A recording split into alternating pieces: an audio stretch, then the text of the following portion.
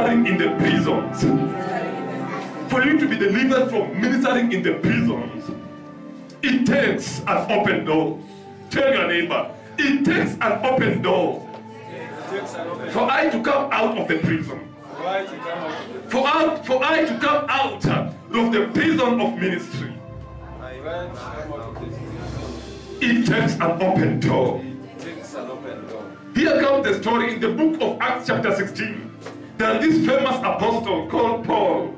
Paul was ministering, yes, and he was a very powerful minister by his time. He's the author of all the epistles in the Bible. He's a person who wrote many books in the Bible. The Bible says that this man he was a tormentor of the church before he converted on his way to Damascus. Yes, the Bible says that when he was converted to Christianity, he was proselytized by Jesus Christ Almighty himself. As he was on his way, yes, to torment the church in Damascus. Yes, he saw a light that he never saw before. A light that was too powerful, that was too magnificent, that transformed everything in his life. Then from there, his life changed. Yes, I'm telling you. Yes, maybe you are born into a paganistic family. Maybe you have been born, maybe you came out from a religious family. Maybe your parents never went to church. Maybe you came from a very filthy background in terms of Christianity. Yes, but there was a day that you saw the light. Who is this light? Jesus Christ. Yes, when you see this light, you will come out of academic credentials. When you see this light, you will come out of religion. When you see this light, you will come out of your family. Yes, everything in your life will change. When Paul saw the light, he said to himself, I count everything as rubbish for the excellence of Jesus Christ. Yes, my life, yes, is Christ. To live is Christ, to die is gain. Because I've seen a light that I've never saw. I went to school, I'm a lawyer by profession, but that school didn't enlighten me as I thought it will. That another light that I saw that made me run blind for 3 days. Why? Because that light outsmarted my legal degree. Because I was a legal practitioner. I was too much influential, tutored by Gamaliel. But here comes, there is one who is superior than Gamaliel. There is one who is superior than my legal degree. There is that who is superior than my linguistic degree. Yeah, that man was learned. And I'm a law, I'm a linguistics, I'm a philosophy. Yes, but here comes, he's seeing a supernatural light that changed everything in his life. So when he started ministering, people started pointing finger at him. Hey man, why are you not getting married? Why are you not practicing law? Why are you trashing your degree, your credentials? Yes, and we know very well that you are a learned and influential person in this government, in this Jewish regime. Why are you taking all these things and rubbish for the sake of a life that we don't see as human beings? He used to reply that the things of God are like foolishness to those who are perishing. What I know is, I saw the light, and that light will change my life, and I've changed my mindset, and I've changed my lifestyle, and pursue with that light. Someone is fighting you somewhere. Someone is discouraging you somewhere. Someone is telling you, you have to stick to your family church. Someone is telling you, there is no way you can travel from all that distance, going to see God in Kayole. Is there no church where you live? Yes, this is how you have to reply. I'm going there because my light, for I to see a supernatural light, I have to travel up to where I am. Because what I see is not what you see. What I believe is not what you believe. Leave me alone. I want to see the light. When he started ministering, the Bible says it reached a point that he encountered a young lady who was practicing divination, who was prophesying through ancestral spirit. He was doing it as a business. He rebuked the spirit, and out of that, he landed into the jails. He landed into prisons.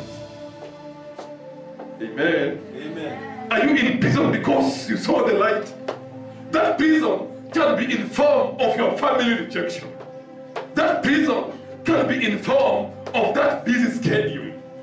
That prison can be in form of those people who don't understand you. Yes, to the extent that they reason with you and you see some sense in their reason. Amen. And that's why the Bible says, we are his workmanship. Yes, it means we are making in process. Yes, that's why the Bible says that no one is righteous, no one is perfect. Meaning, you can minister, but in prison. In what prison?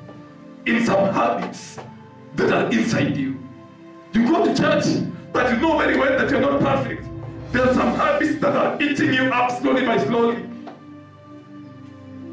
Yes, there are some things that are still stuck in your body, in your lifestyle.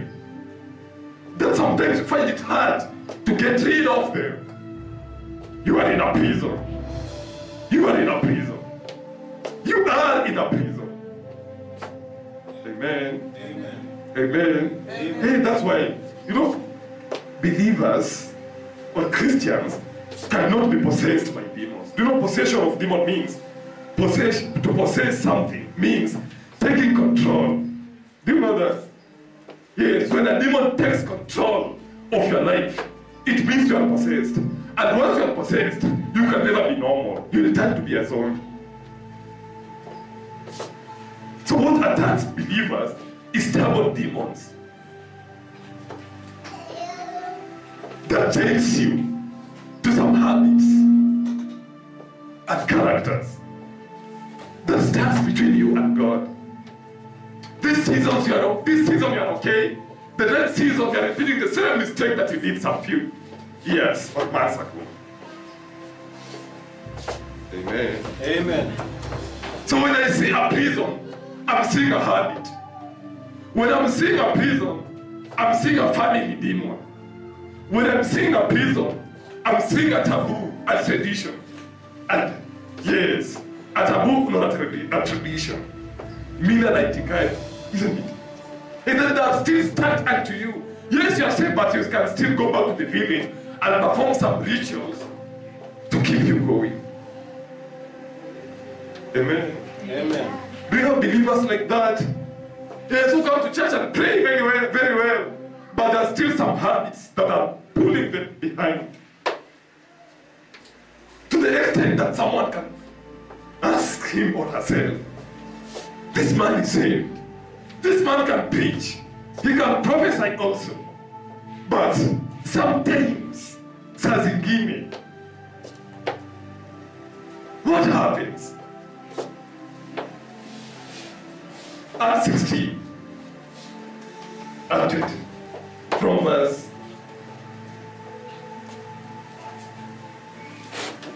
22.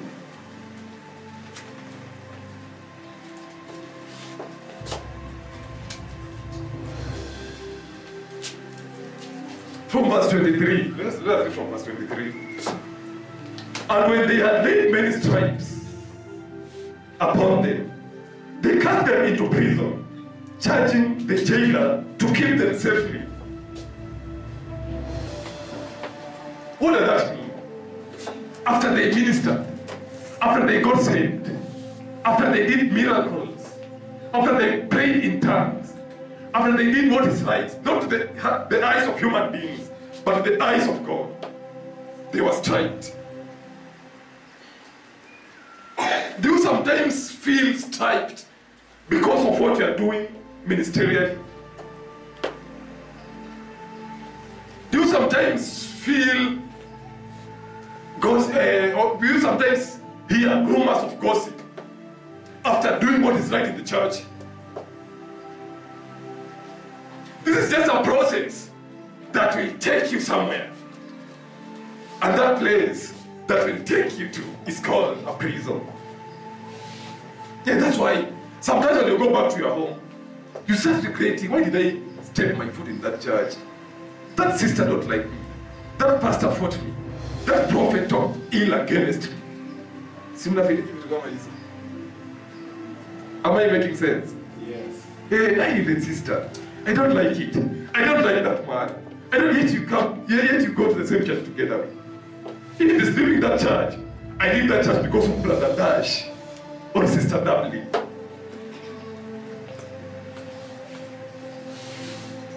Amen. Amen. Then after some times, you find yourself in a prison, in the chains. In a prison, in your chains.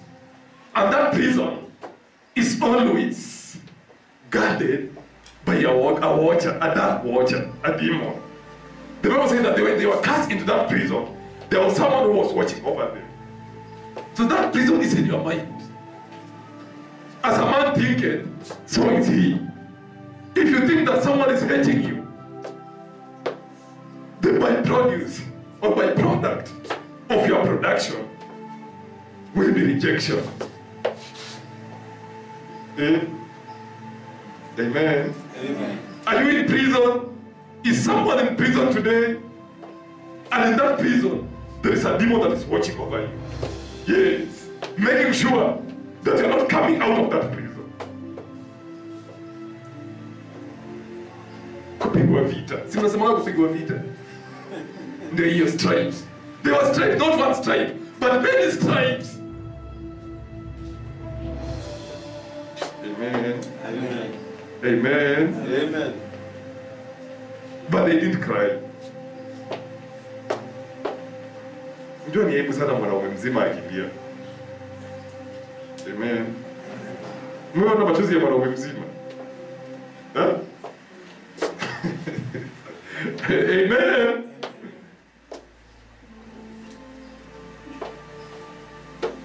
Am I making sense? And just imagine, wewe si mwanaume mzima. You are a king and a queen. Because the Bible says that, and the Lord said to my Lord. And the Bible says that we will be gods in heaven. So you are like a god. Is that true? You are like a king and a queen. Yet, you complain over petty issues because of gossip. Because you think that someone is not liking you. Someone is judging you. Once you start meditating on certain things, it means you are on your highway to prison. And that prison is locked up by a demon. To safeguard you. So that you may not come out of that prison. Let us proceed. Who, having received such a charge, thrust them in the inner prison and made their feet fast in the stocks. It was not just an ordinary prison, but an inner prison. You know, in prison, in community prison, there is a place called a prison inside a prison. A hell in a cell in a hell. Hell in a cell. Bwana asifiwe. Amen. Amen. Amen. That's why kuna Wakristo wengine mtu ananga fulana na Kristo. They are always sad. You know, a sad believer, a sad Christian is a real believer. And sadness is not part of Christianity. Because the Bible says, rejoice in the Lord. And then I say, rejoice. So why are you sad? It's because you are somehow, somewhere in a prison. Maybe that prison can be in form of that sickness. That you think you have been fighting this sickness for all these years. And it is almost at the verge of destroying you. So you're just here by your body. But your soul is full of torment. Because you are somewhere in the deeper part of a prison. Guided by a demon. But the Bible says that Paul and Silas discovered a secret. They knew very well, because their life was guided by a supernatural power. They were not living by sight, but by faith. So they said to themselves, we are not crying anymore. We are not calling for backup. We are not defending ourselves. We will praise our God. Yes, you are hating me. I'll praise my God. I'll not fight you back. I'll praise my God. You are gossiping. You are judging me. You are misunderstanding me. I'll not fight you back. Because I don't need you to understand me. Because you're not the one who gave me that ministry that is working in me. I'll praise my God. I will sing to my God. I'll keep on fasting. I'll keep on giving. I'll keep on trusting. 25. And at midnight, Paul and Silas prayed and sang praises to God, and the prisoners heard them. We will pray. Yes, you gossip me. I will pray. You tell me not to go to church. I will go, and you know that I'm going to that church that you told me not to go. Yes, you told me that these pastors are con man. They want that. They want my money. Yes, I'll still give my tithes and offering. Yes, you tell me not to. I'll do it. I'll do it. I'll do it because I'm doing it for my God. I'm not calling my rich relative to come and rescue me from poverty and joblessness. What I'll do is I'll pray. I will fast. I'll praise because my God lives in the abundance of my praises. And the watchers were hearing them. And the more they were hearing them, the more they were praising. The more they were hearing them, the more they were praying.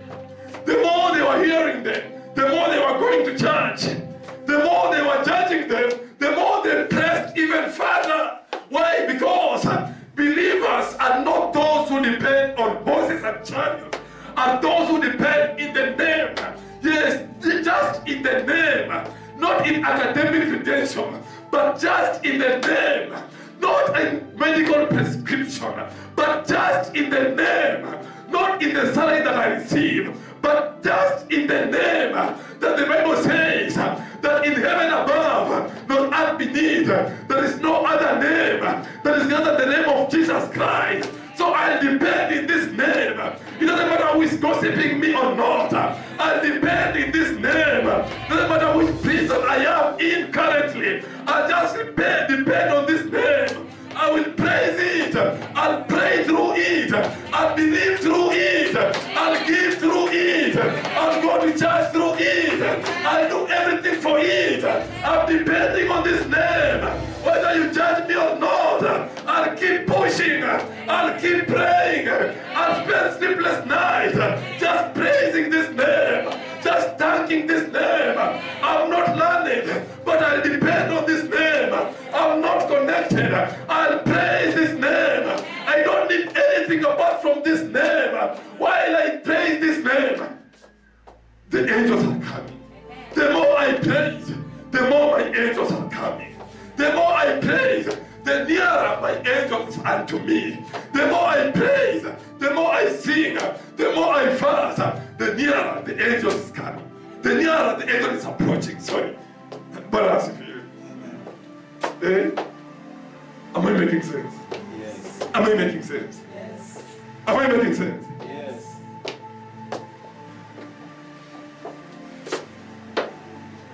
Meshach, Shadrach, and Abednego. They were threatened to worship Marduk, the demon, in form of a golden calf built in the plain of Dura by Nebuchadnezzar, the king of the Assyrian Chaldeans. When they disagreed to agree to pursue the king's decree, they were threatened with death. The Bible says, and the king commanded that the fire to be added 7 times than its more normal strength. So as they did it, and they pushed the pressure, Meshach, Shadrach, and Abednego stood with their God, and they told the king, Mr. King, Even if you threaten us today, even if you threaten us with that fire, even if you add it even 27 times, 7, we are telling you, you are not going to bow to your demons. I'm not going to bow to your oppression. Diabetes, even if you threaten my life. HIV, even if there is no cure. Peptic ulcer, even if there is no cure. I'm not bowing down to you. I'm not bowing down to you. Because I have a master. I have a master. I know whom I'll bow to. I will stand with him. In sickness, in health, for better and for us, I will stand with him. Nebuchadnezzar was furious. The Bible says, and his countenance fallen, and his furious. He was very furious concerning the fate of these 3 Israeli teenagers. So he commanded his soldiers, yes, was a part of his strongest soldiers, to bind them and throw them into the fiery furnace. The Bible is telling me, and they were pushing them to the fiery furnace. The soldiers and the stalwarts who were doing it were consumed at the mouth, yes, at the doors of that fiery furnace. When Meshach, Shadrach, and Abednego dropped inside the fire, the Bible says that fire didn't have any effect, even to one piece of their hair. And the king was mesmerized and walked closer to the mouth or to the doors of that fire. And as he was moving, he saw Meshach, Shadrach, and Abednego praising God. Yes, telling God, I still praise you. Even if I'm sacked from my job, I still praise you. Even if my wife disrespects me, I still praise you. Even if you plan or you plot my demons, I still praise you. Even if you have stricken me with diabetes or sicknesses that are not curable, I will still praise my King. And as they were praising, or they were singing, yes, Nebuchadnezzar saw a 4th companion who was different. And he started asking his men, did we not cast 3 people in this fire? But I'm seeing a 4th companion. And this 4th one looks like sons of the gods. And he called them out. Meshach, Shadrach, and Abednego, I've opened the door. I've opened the mouth of the fire. Walk out. The Bible says, and they walked out of the fire. The fire didn't have any influence in their body, in their clothes, in their hair, because the 4th companion was there. I'm telling you, even if they throw you into the fiery furnace, even if they throw you into the prisons and into the jails, don't lose your habit. Don't lose the habit of praising and praying. Because that is what will bring an angel closer. That's what will bring an angel of salvation unto you. And that angel, I'm telling you, once that angel appears, yes, he will command you out of that fire. He will command you out of that prison. Opening the doors of your jail is not your duty. Opening the doors of healing is not your duty. That is not your role. Why? Because it is supernatural phenomenon. It takes the holy angels of God. It takes the angelic ministerization. The Bible says, if you continue the story of Paul and Silas, the Bible says, as they were praising, an angel appeared. An angel of God appeared. Yes. And started opening the doors.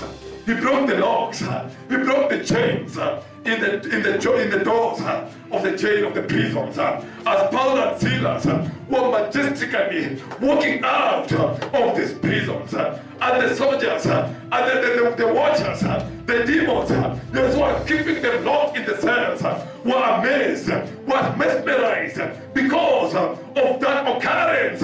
Why? Because the Lord has intervened in their situation. Today, the Lord is going to intervene in your situation. The Lord is going to intervene in your situation. You are coming out of that jail in Jesus' name, because the Lord is here. A door is being opened in Jesus' name.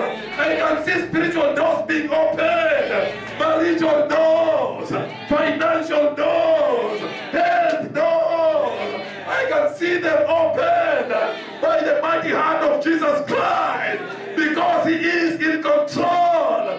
You are serving a living God. You are serving the God of the now. He is omnipotent, omnipresent, and omniscient. He is opening the door to your success, the doors to your healing, the doors to your blessings, the doors to your favor, the doors to your acceptance, the doors to your promotion, the doors to your anointing. May they be open. May they be open. May they be open. Just like Paul and Silas. May they be open. The Bible says, when Meshach, Shadrach, and Abednego came out of the door of the fire, the king raised his hands up and lifted his head toward the heavens and said, this is what he said. Do you know what he said?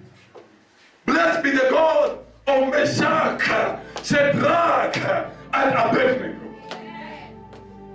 That person who is criticizing you today, tomorrow he will come.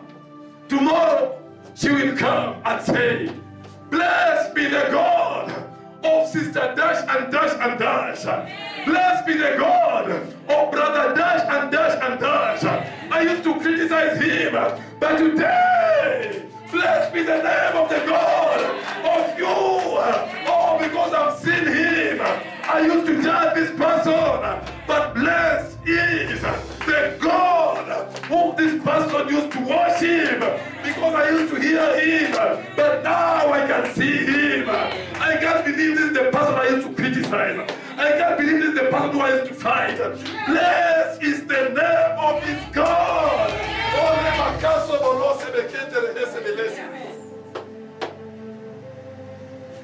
Amen, the king says. Yes.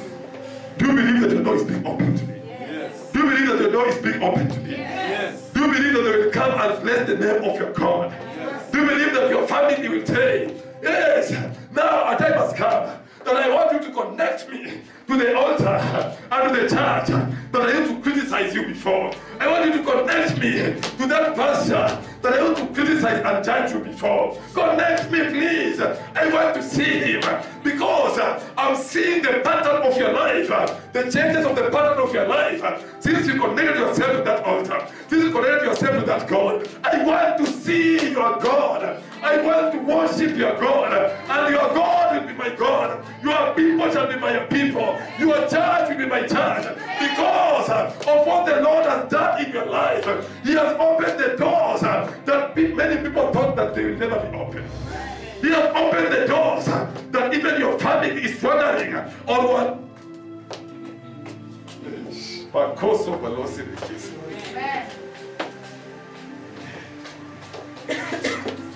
They are judging you today, but tomorrow they will praise you. They are opposing you today, but tomorrow they will support you, whether they like it or not, because He will open your doors. He's a supernatural God who blesses His people exceedingly, abundantly, above all they used to think nor imagine for. Once your door is opened, I'm telling you, you will drive a car you never thought you'd drive. Once your door will open, you will do a wedding that you never thought you'd do in your life. Once your door is opened, you will conceive children that you never thought that you'll conceive. As the Bible says, His later days were blessed than in the beginning. Your later days will be blessed that you are beginning. Why? Because of your faith, because of your persistence. And the Bible says that commit yourself unto the Lord, and it shall come to pass. Yes, they have jailed me today, but I'm committing myself unto the Lord. Yes, I'm looking like a person who is wasting his time, but what I know deep inside me, I'm committing myself unto my God. Yes, I know that there inside me, I'm committing myself unto the Lord. It shall come to pass. Your marriage shall come to pass. You will own your own house. You will drive your own car. You will own your own land. Why? Because you have committed yourself unto the Lord, and you will never be ashamed. He will never leave you nor forsake you.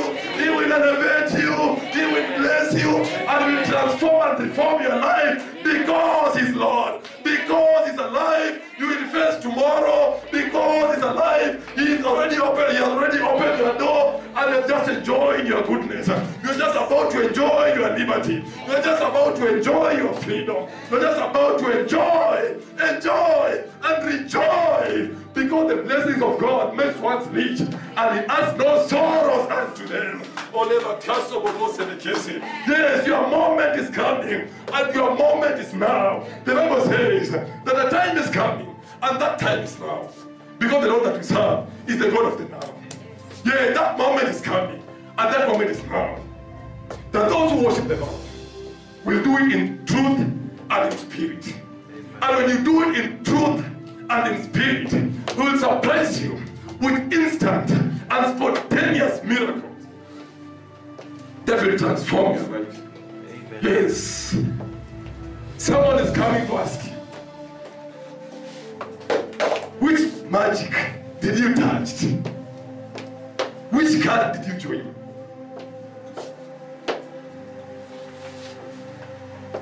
Which ritual did you perform? Because the very you I know, you are useless. You are nothing. But now, you are somebody. Those who despise you today, tomorrow, they will call you to be a guest of honor in their armies. Yeah, they'll call you to be a guest of honor in their bursaries teams. They will call you to be a guest of honor in Jesus' name. Receive that invitation. Receive it. Receive it. Today you don't even have a bus fare. You don't even have money to pay for a border ride. But tomorrow I'm telling you, that border man, they will be paving way for you so that you pass with a plan. In Jesus' name. That moment is coming because the Bible is telling me a time has come, and that time is now. Receive that now time. Receive that present time. That present time of your miracle. That present time of your transformation. That present time of your reformation. In Jesus' name, let us stand. Let us stand in your feet. But Kosovo will not say the case. May you start saying, yes, may you start praying, telling God, I receive my moment. I receive my moment. Because my gate, because my doors